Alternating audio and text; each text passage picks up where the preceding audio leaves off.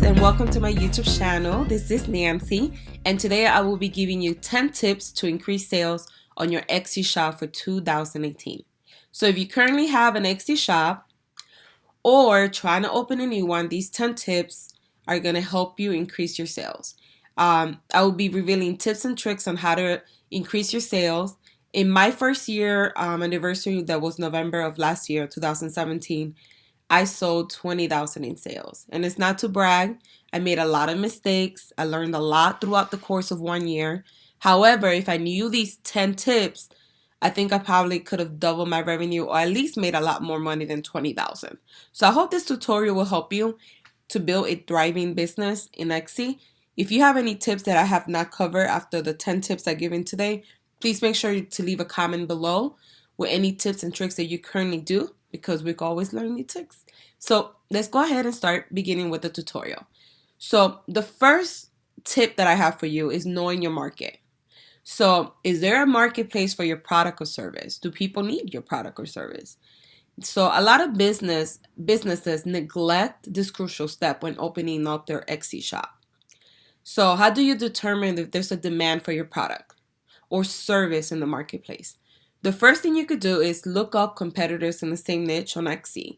So if you are selling wedding prints, right? Look up other Etsy shops and see how long they've been there, how many sales they have, what makes them different, what designs they have. And that will give you kind of an idea if there is a demand for that particular product. Number two, determine if the market is new, if it's growing, or if it's mature. So that's important to know that before you dive into a niche that maybe you're not really unsure of.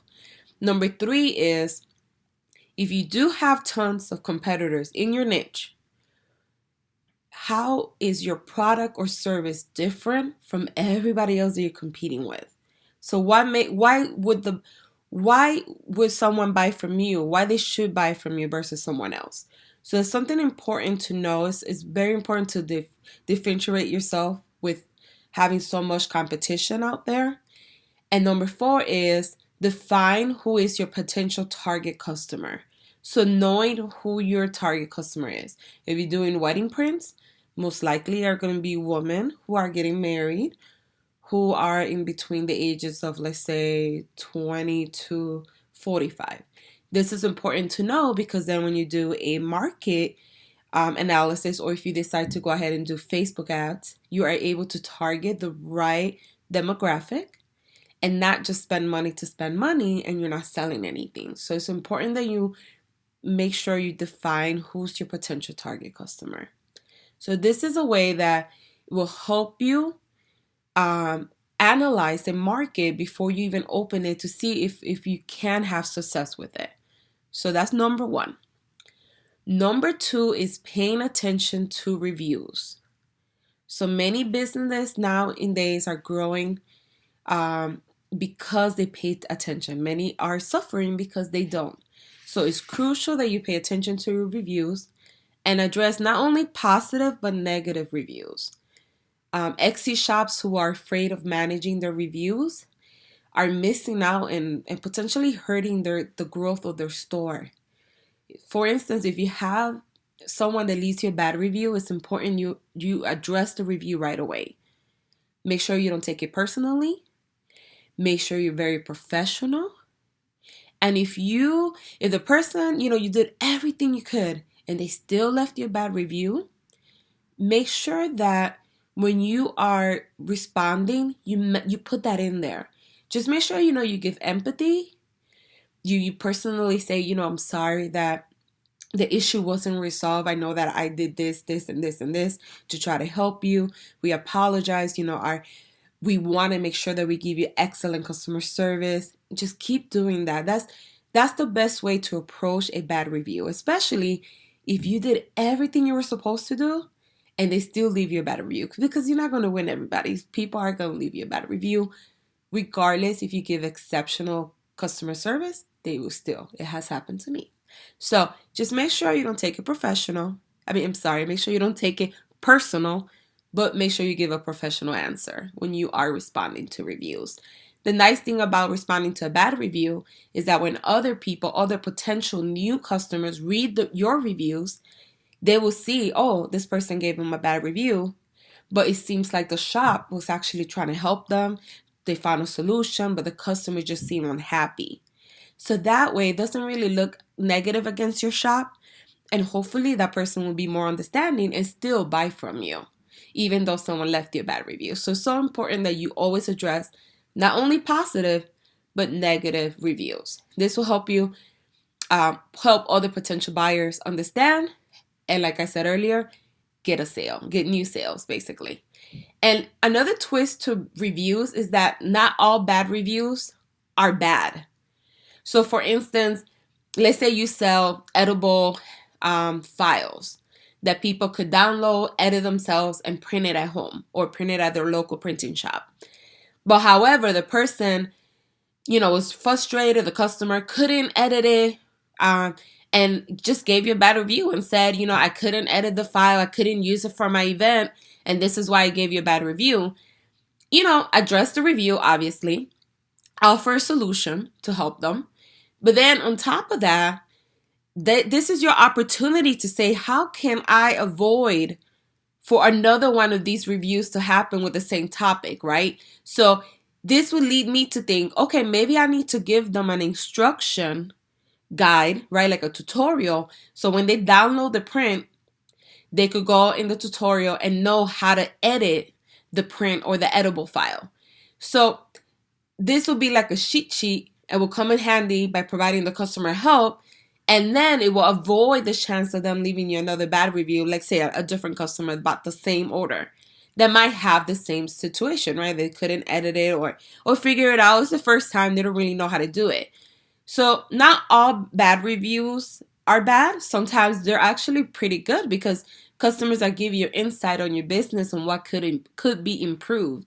So in this situation, if you had a bad review about an edible file that they couldn't edit or work on it, that would be a great way to fix it. So this is just another tip that's going to help you understand your store, understand procedures that maybe you have to implement, things that you should change, and you will learn as you go, and you will make mistakes because we all do, but just make sure that don't think all bad reviews are bad. So tip number 3, photos. I cannot stress the importance of having clear, beautiful images. The pictures are what potentially draw in potential buyers. Before they even read the listing, the description, the price, is the picture is the first thing they see. And also the photo is essentially showing off your product, since the buyer don't have access to anything tangible to hold in view when buying online at Etsy. So images are the lifeline of Etsy shops. I'm going to say it one more time. Images are the lifeline of Etsy shops. So some tips you could do is use natural light, no flash. Include a common object for scale. Show the item being worn or used. Show against a clear, simple background. And a close-up of the photo that highlights the product from different angles. And the last one is practice, practice, practice makes perfect. If you sell digital downloads like I do, that you don't potentially have like a physical item in your hand, you could also buy mock-ups. And mock-ups are examples of it's like a picture frame, and then you could put your picture behind the picture frame, and that could be the picture. So there's different ways you could do it depending on what you sell, whether you sell clothes or you sell digital prints or something tangible or not tangible. You could still do it. You could still showcase it nicely.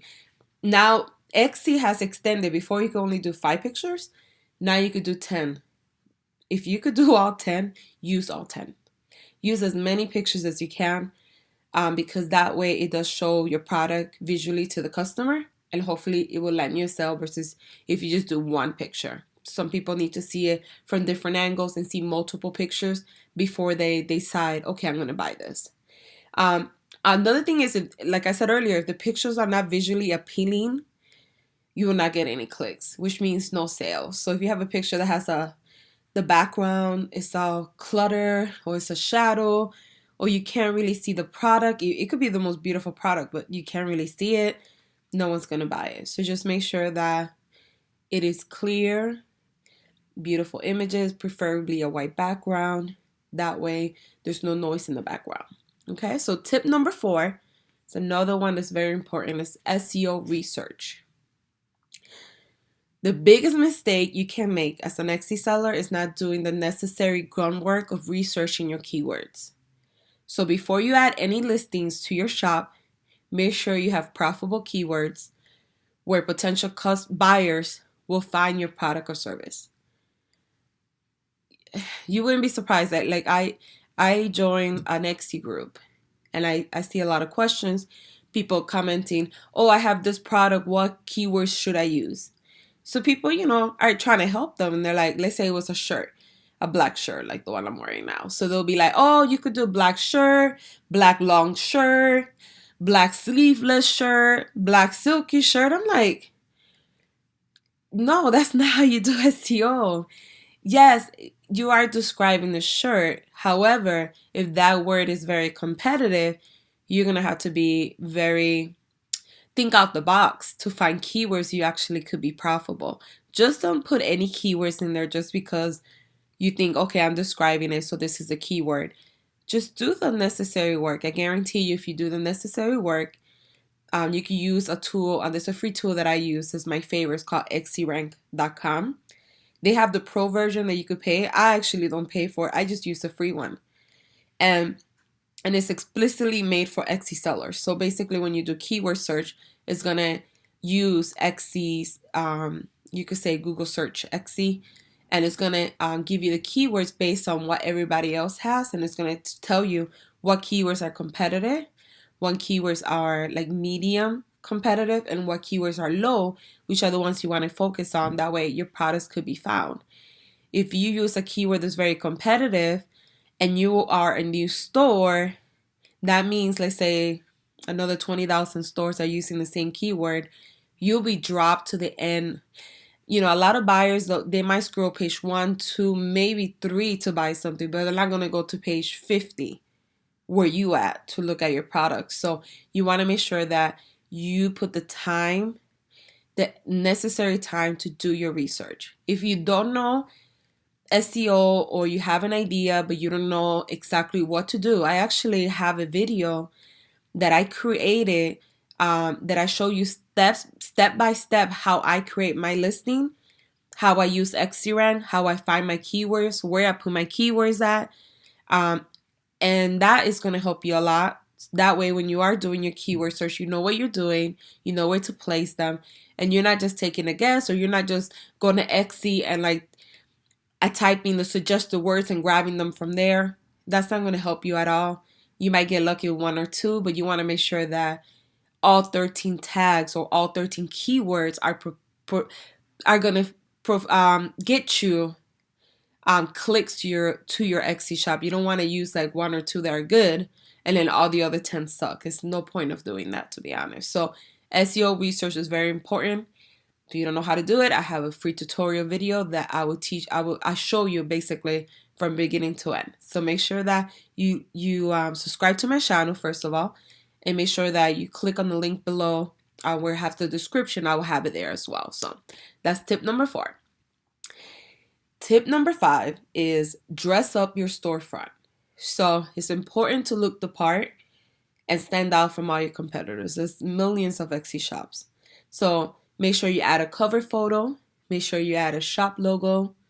Make sure that the shop owner's photo is there. It will help you it will help your brand build credibility, increase sales.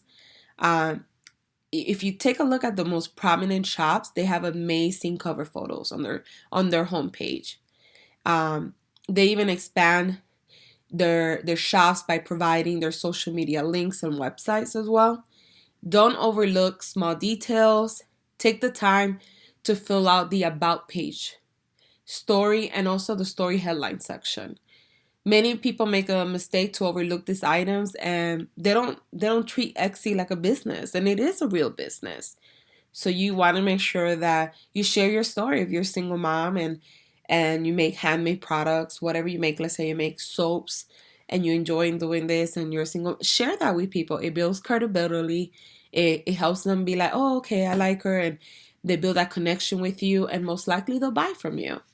But if you don't have a logo and you don't have a picture of yourself and you don't have a shop announcement or anything on the page, most likely, I mean, somebody might buy something, but I mean, I know for me, I wouldn't buy from that shop because then I'm like, okay, is my product gonna even be sent out? This person doesn't even look like they care about their store. So just make sure that you're attentive to how your store looks, and make sure you add everything in there and take the time to create a beautiful place that when people go, they feel like, oh, okay, this is a great store. They'll want to favorite your store. They'll want to favorite your listings, which actually helps you later with more sales. So make sure that you dress up your storefront.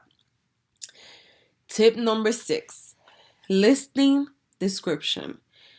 This is another big one. So the listing description plays a big role whether you'll make a sale or not.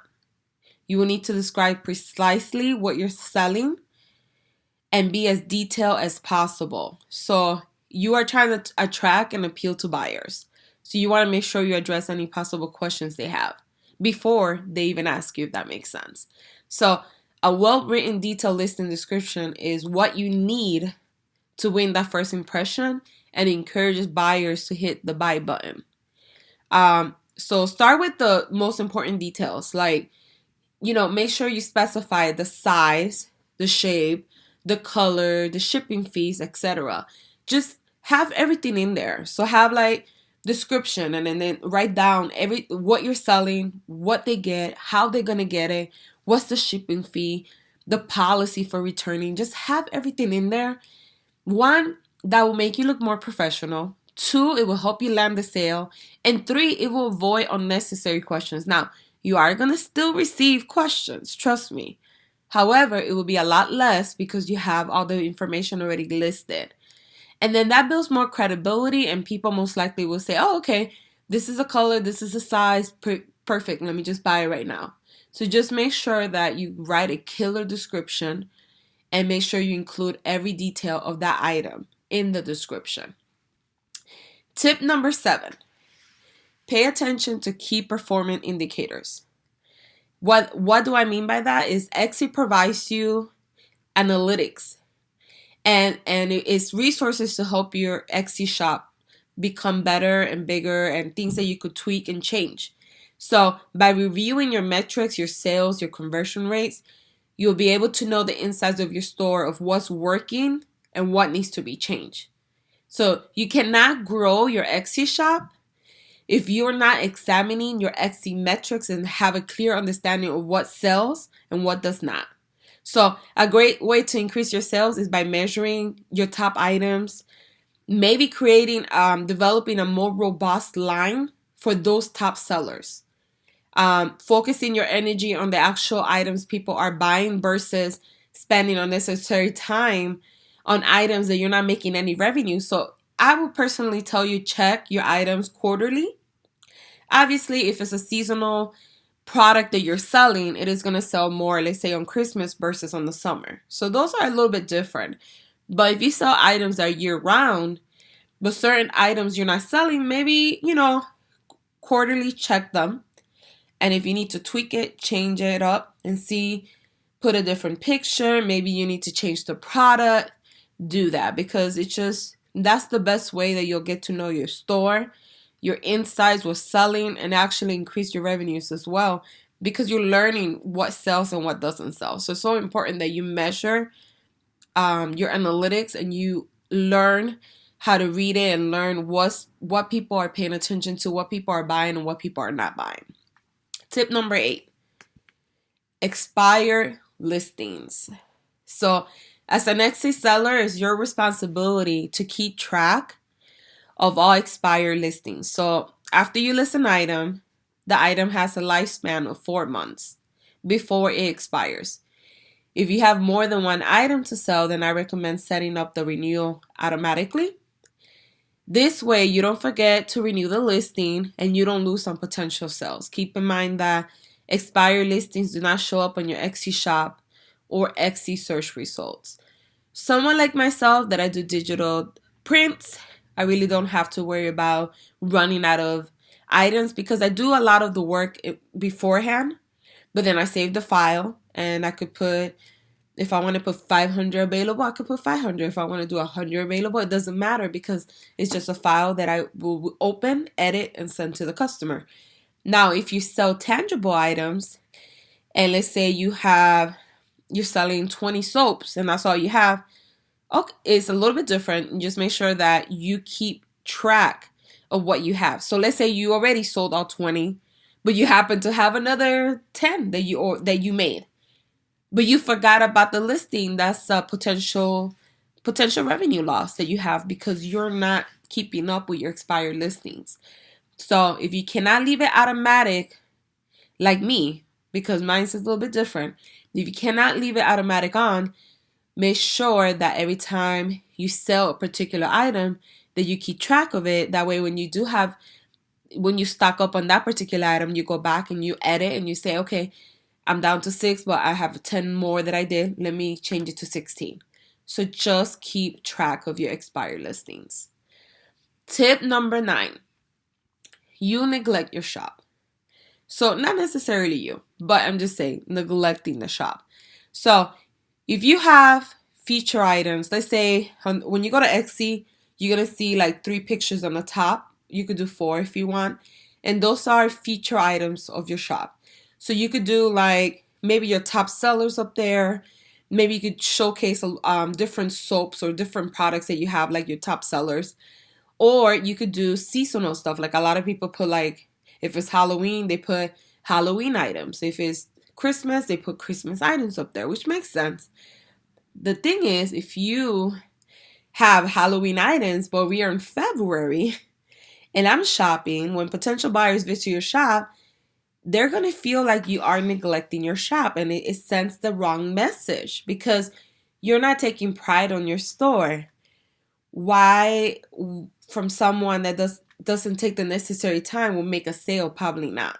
So if I go to your store and I'm going to buy a product from you and I see that you still have a sign from Halloween, but we're in February, it makes me feel uncomfortable buying something from you. I probably wouldn't buy because I'm like, okay, well, how about if I message them a question, or how about if I order and I never get it shipped? It looks like they never come to their store. The last time they did was Halloween.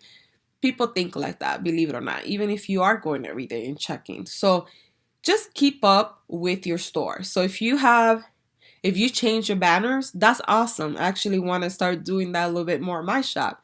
But if you change your banners or you change your feature items, make sure they correspond to that month. So if it's Halloween, Halloween items. Don't let it be February, Valentine's Day, and you still have Halloween items. Or don't let it be June, summertime, and you still have feature Halloween or Christmas or whatever it is, items in there. So just make sure that you keep track of it. Make sure that if you have a banner that says for December we have 20% on all orders, but now it's February, make sure you add a new banner that says February. Don't leave the December one on 2 months in the new year. So that's what I mean by neglecting your shop. And the last one that I have that's really big, I feel like is so important, is customer service. I cannot tell you how many times I have gotten a sale from simply responding to a message within minutes of receiving it. Within minutes of receiving it. And, I understand we all work. I have a full-time job, a full-time online business, a full-time marketing business. So I truly understand that not all of us have, and I'm pregnant right now. I'm 6.5 months pregnant.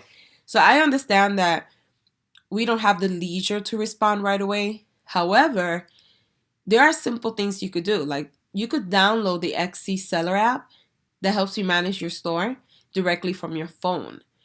I'm glued to my phone 24/7, so I'm sure everybody is. The nice thing about the Etsy app is that it will send you alert directly to your phone, like a notification letting you know whenever you make a sale, whenever you get a feedback, likes, or messages. It's so important that you pay attention to that. Obviously, I don't get to all my messages right away, but 90% of the time I do, actually. I'm not going to say 100% because I might be in a meeting at work, I might be driving from work, so I couldn't respond right away. However, I do respond within the hour or so. That would be like the latest time I respond. Unless I'm sleeping, it's like 2 in the morning, of course, I'm not responding at that time. But make sure that as soon as you get that message, people are, including myself, I guess, are impatient. So you might receive a message and they might message like 5 other shops. Hey, can you do this for me? I need it by Saturday. So the first one who replies most likely will get the sale. I would say out of 10 replies, I get 8 sales. That's a really good revenue, basically. Like, that's really good. I get 8 sales out of 10 response. I mean, it's crazy. And another thing is, do not respond with a yes or no. So let's say they say, I need this item by Saturday. Don't just say, yes, I could do that by Saturday. And that's it. Be very detailed. Take pride of your store. So what I would do is greet the potential customer, answer their question, and thank them for simply considering your store for their purchase. And also encourage them to reach out to you if they have any additional questions or concern. If the customer says, can you make this in blue? Don't just say yes. Encourage them to take a call to action to purchase the item. So this is an example. The buyer says, I love your sign, but I need the font to be changed to blue. Can this be done? This is my response. This is what I normally respond. Hi, I hope you're having a great day. Yes, I could change the font color for you to blue. It would not be a problem at all. If you have a swatch of the actual color you need, you can send it over and I'll use that color if you prefer. Either way, you will receive a proof before finalizing the order. If you'd like to proceed with the purchase, this is my call to action. If you'd like to proceed with the purchase, please go ahead and buy the listing, and I will be more than happy to start your order. Thank you so much for considering my shop for your design.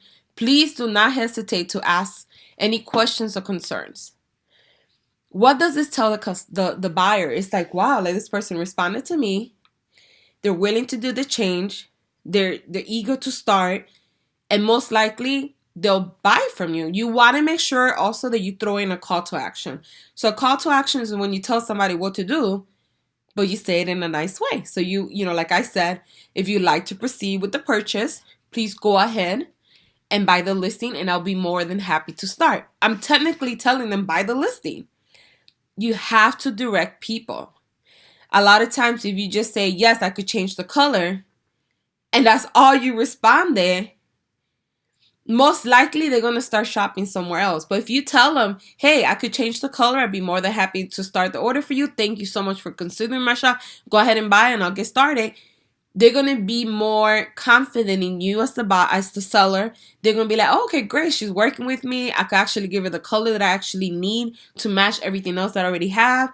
Perfect. You know what? I'm going to go ahead and order it this evening, or I'll go ahead and buy it now. I'll send you the information later. I'm telling you, this works for me every single time. You are gonna, if you use this marketing strategy, which is responding to the customers and not just simply saying a yes or no, but responding, giving them more information, you will increase your sales. This is like the top one. That's why I saved it to the last. It's so important that you do that. Another tip is, if you have matching items for the item that they actually want to buy, you can also say, just to let you know, I have additional matching items. Here's the link to view them. And then sometimes they might end up buying from you multiple products. So let's say they needed a favor sign, and they needed an invitation, and they needed the matching bridal shower sign. Sorry, I'm like, bridal shower sign. They'll probably buy 3 or 4 products from you. A lot of times people don't want to do the research of like looking through the entire store, especially if you have a lot of products. So just sending them a link where you have all the products together that are matching actually helps them to understand like, oh wow, this is a shop I just need to buy all my stuff from. So these are my top 10 tips that you should be using to increase your sales in 2018. Hopefully these tips will come in handy to you. If you have any questions or concerns about different tips or different scenarios that you are running into, make sure you leave a comment below. I'll be more than happy to address them. Make sure you like this video and make sure also you subscribe to my channel. Thank you so much for watching this video, and you guys have a wonderful weekend. Take care.